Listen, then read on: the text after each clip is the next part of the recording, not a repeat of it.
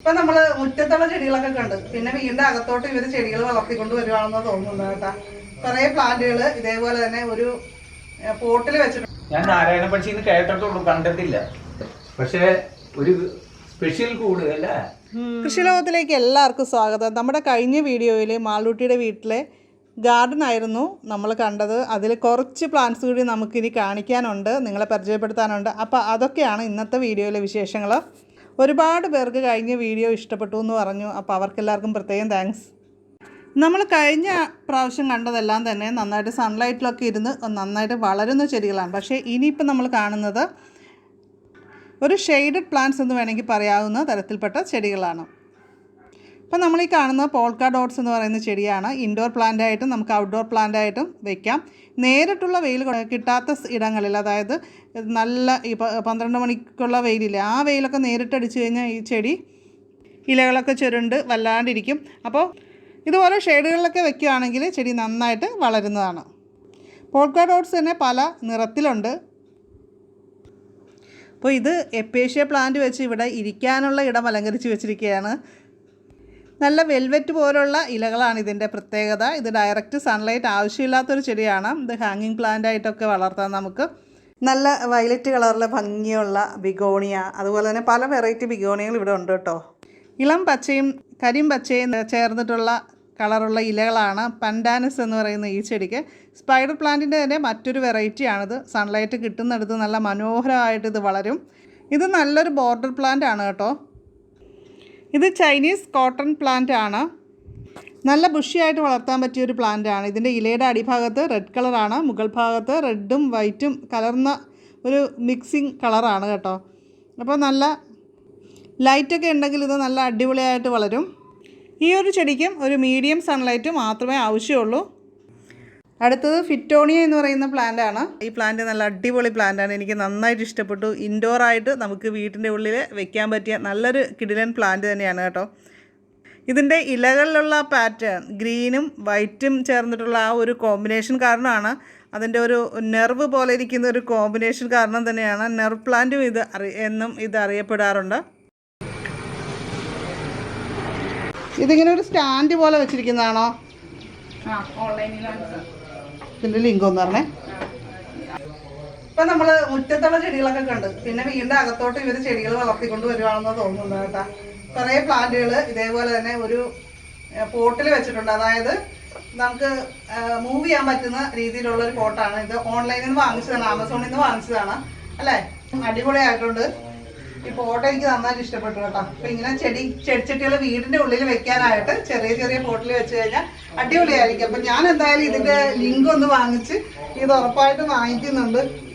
കാര്യം നല്ല ചെറിയ ഗ്ലോണിമയും കാര്യങ്ങളും ഒക്കെ വെക്കാം. അതൊക്കെ ഇങ്ങനെ വളർന്ന് നിൽക്കുന്നത് കാണാൻ തന്നെ ഒരു ഐശ്വര്യമാണ്. വീടിൻ്റെ ഉള്ളിലേക്ക് നമുക്ക് ഈ സാധനം നമുക്ക് പൊക്കിക്കൊണ്ട് പോവാം അല്ലേ. സെപ്പറേറ്റ് ആയിട്ട് എടുക്കണം അല്ലേ.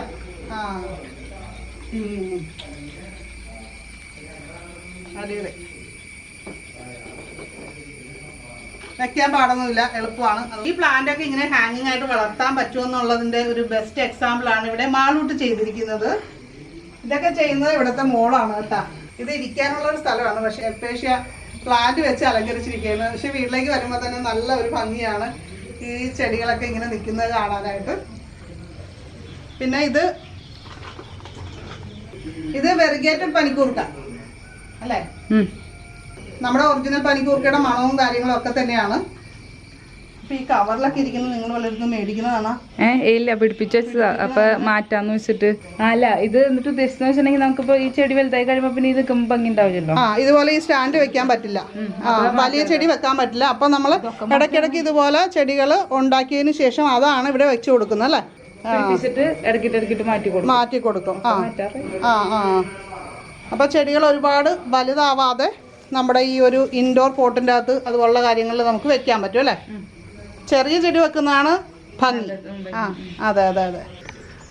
ഞാൻ ഇവിടുത്തെ ചെടി ഇത്ര ഉഷാറായിട്ട് നിൽക്കുന്നതിൻ്റെ രഹസ്യം എന്താണെന്ന് ചോദിച്ചപ്പോൾ പറഞ്ഞ കാര്യം എന്താണെന്ന് വെച്ചാൽ, ഇവിടുത്തെ ചെടികളുടെ ഹെൽത്ത് നോക്കിയതിന് ശേഷം, അതായത് ചെടികൾക്ക് ഒരു മുരടിപ്പോ അല്ലെങ്കിൽ ഉഷാറില്ലായ്മയൊക്കെ കാണുവാണെങ്കിൽ അപ്പോൾ പോട്ടിംഗ് മിക്സ്, അതായത് മണ്ണും ചാണകപ്പൊടിയൊക്കെ ചേർത്തിട്ടുള്ള ആ പോട്ടിംഗ് മിക്സില്ലേ, അത് ഇവർ ചട്ടിയിലിട്ട് കൊടുക്കും. അല്ലെങ്കിൽ ആവശ്യമെങ്കിൽ റീപോട്ട് ചെയ്യും, വേറെ ചട്ടിയിലേക്ക് പ്ലാന്റ് മാറ്റി നട്ടതിന് ശേഷം അവരെ ഒരു നഴ്സറി പാർട്ടെന്ന് പറയുന്ന പോലത്തെ ഒരു ഭാഗത്ത് വെച്ച് അതിനെ ഒന്ന് ഉഷാറാക്കിയതിന് ശേഷമാണ് ഫ്രണ്ടിലേക്ക് വയ്ക്കുന്നത്.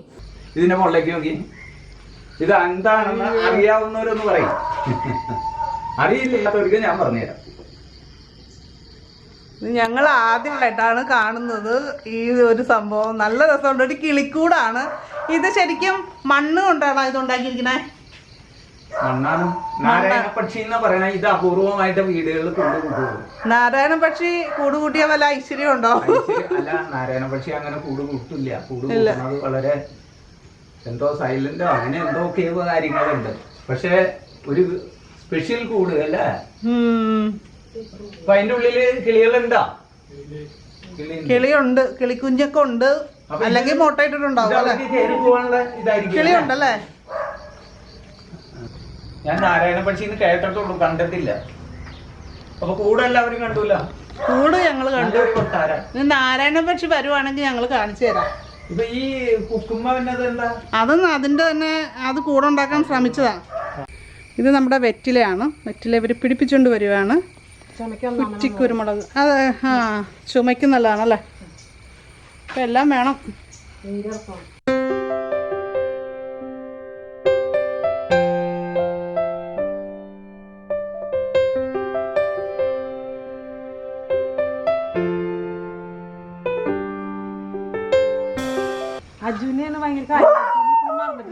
ആണല്ലേ? ഡോക്ടറെ കാണിക്കാൻ അങ്കമാലിക്ക് അങ്ങനെയൊക്കെ ഭയങ്കര കൂട്ടാണ്. Good girl.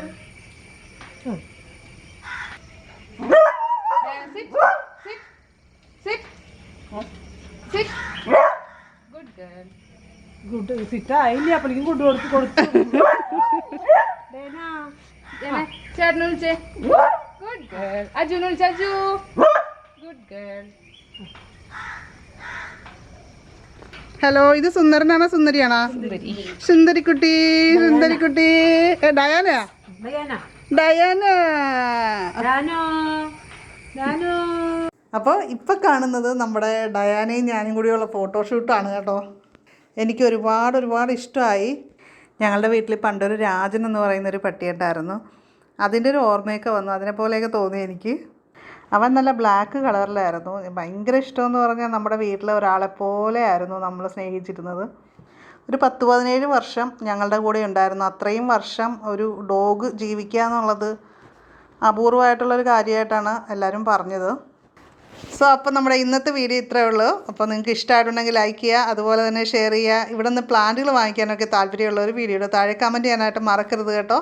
ആദ്യമായിട്ട് ഈ ചാനൽ കാണുന്നവർ സബ്സ്ക്രൈബ് ചെയ്യുക, നോട്ടിഫിക്കേഷനായിട്ട് ബെല്ലൈക്കൺ ക്ലിക്ക് ചെയ്തിട്ട് ഓൾ കൂടി സെലക്ട് ചെയ്യുക. അപ്പോൾ നമുക്ക് മറ്റൊരു നല്ലൊരു വീഡിയോ ആയിട്ട് വീണ്ടും കാണാം. നന്ദി, നമസ്കാരം.